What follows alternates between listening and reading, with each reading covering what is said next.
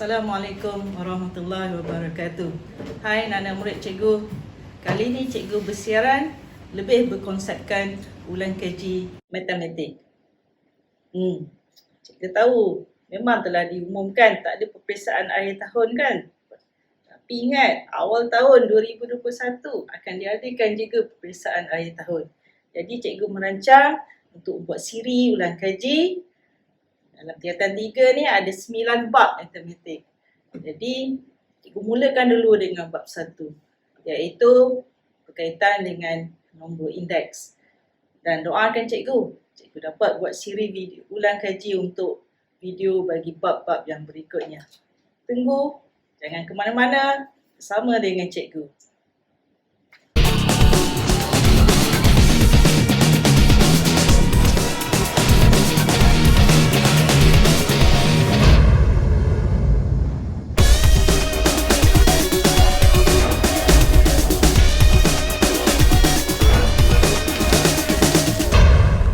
Bawakan khas dari channel Cik Gurus. Selamat menonton. Objektif pelajaran kita pada hari ini ialah untuk mengulang semula apakah hukum-hukum ataupun peraturan yang ada dalam tajuk indeks. Kita ingin lihat apakah nombor dalam bentuk indeks, apakah yang dikatakan asas dan indeks, bagaimanakah menulis nombor indeks, dan bagaimana untuk mempermudahkan bentuk indeks. Cikgu harap ulang kaji ini memberi manfaat kepada anak-anak murid cikgu. Seterusnya, anak-anak murid cikgu boleh menjawab soalan. Apa itu nombor indeks? Indeks ialah pendarapan yang berulang bagi satu asas nombor itu mengikut bilangan kali n. N itu merujuk kepada bilangan faktor berapa kali nombor asas itu didarabkan. Misalnya, 3 kuasa 4.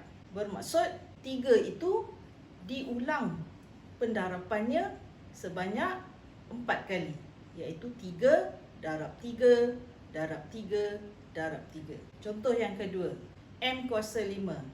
Ianya adalah pendarapan berulang N sebanyak 5 kali. Iaitu M darabkan dengan M, darabkan dengan M, darabkan dengan M, darabkan dengan M. Anak murid kena tahu ada 5 peraturan untuk menguasai konsep asas indeks ini. Apa dia 5 peraturan itu? Kalau kita perhatikan di sini, hukum yang pertama, di sini menunjukkan jika suatu asas nombor itu sama. Asas nombor itu sama. So di sini N kuasa 2 dan di sini N kuasa 1. Maksud dia asas dia sama, N. Maka kuasanya kita tambahkannya. Jadi, kita akan perolehi N kuasa 2 tambah 1 bersamaan dengan N kuasa 3. Kalau kamu tak hafal pun, cuba kamu perhatikan sini. N kuasa 2 bermaksud 2 kali pendarapan N. N darab N. Didarabkan dengan N sekali lagi. So, semua ada berapa? Mesti ada 3 kan? Jadi maknanya kita boleh pegang peraturan pertama ini jika asas N ataupun asas yang sama, kuasanya kita tambahkan. Macam mana pula dengan operasi bahagi? Baik, jika asas yang sama, N kuasa 10, dibahagikan dengan N. Asas yang sama tetapi berkuasa 3. Apa yang kita dapati? Kuasanya itu prosesnya operasi tolak. Iaitu N 10 tolak 3. Maka kita akan dapat N kuasa 7. Dan yang ketiga, sekiranya suatu indeks itu dikuasakan. Perhatikan kat sini, dikuasakan. Iaitu N kuasa 2 dikuasakan dengan 2.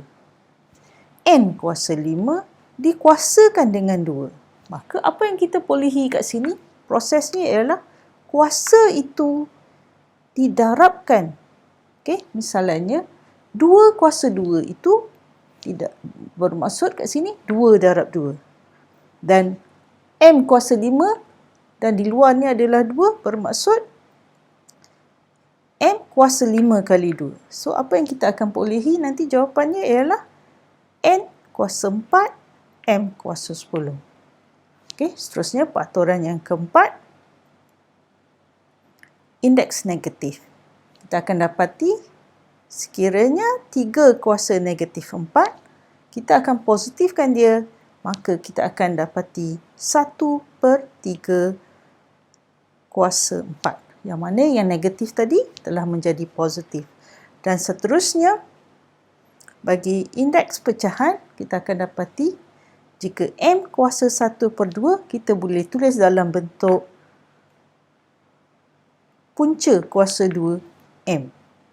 Ataupun kalau N kuasa 1/3 dan di luarnya ada kuasa 2, maka juga kita boleh tulis dalam bentuk punca kuasa 3, N dikuasakan dengan 2.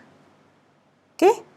Cikgu harap kamu boleh kuasai 5 peraturan ini, 5 peraturan indeks. Kata kunci di sini ialah 3 kuasa 4. 3 adalah asas nombor, kuasa 4 adalah indeks yang menunjukkan bilangan pendarapan nombor asas yang sama sebanyak 4 kali. C. Okay. Seterusnya soalan nombor 2. Kenapa C jawapan dia?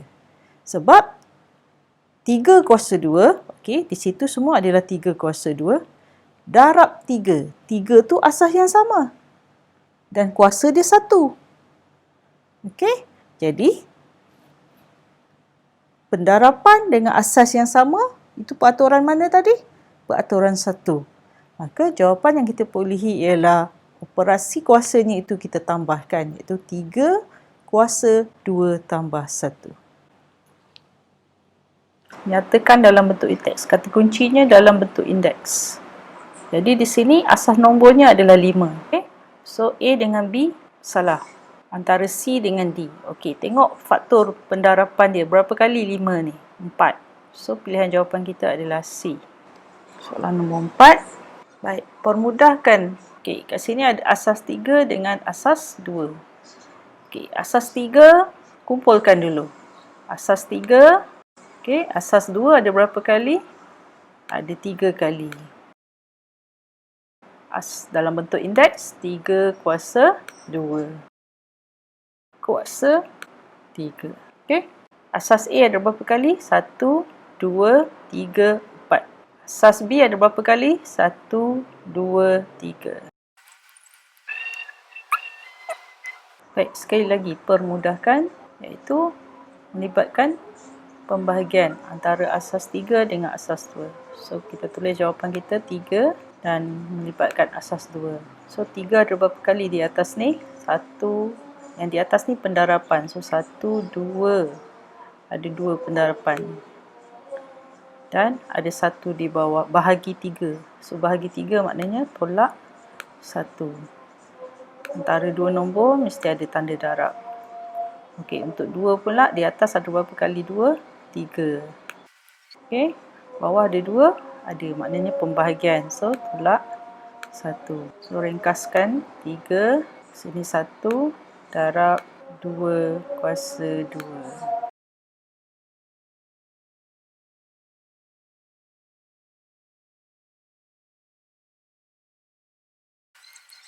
Bagaimana pula dengan ni?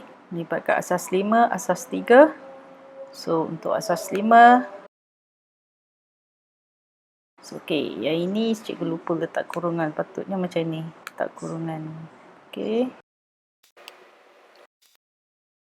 So, kalau kita nak positifkan jawapan dia ni, per 9.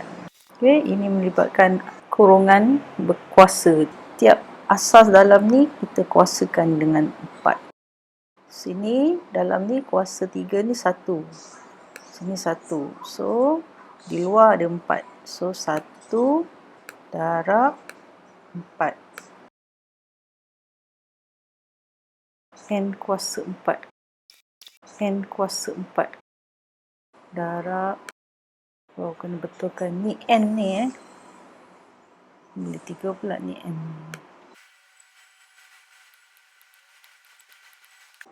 Baik, di sini cikgu ada kongsikan soalan tambahan. Okey, anak-anak cuba jawab. Cikgu akan kongsikan jawapannya nanti di bahagian akhir. Okey, selamat mencuba. Prinsip cikgu ialah more practice will be more perfect. Okey.